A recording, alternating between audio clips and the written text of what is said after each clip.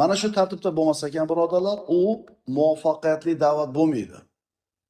Odamlarga Allohni o'zini tanitmasdan turib, buyruqlarni tanitib qo'ysak, bu uslub xato, birodarlar.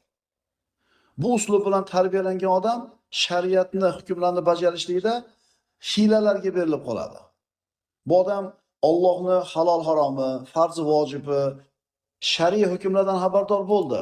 Shariatning hukmlaridan xabardor bo'ldi, ammo shu shariatni hukm qilgan, unga shuniga amal qilasan deb buyurgan Robbisini tanimadi.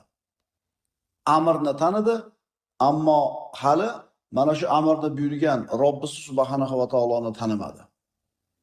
Allohni tanimasdan shariat hukmlarini bajarayotgan odam mana shunday bir hiylalarga kirib qolishlik ehtimoli bo'ladi.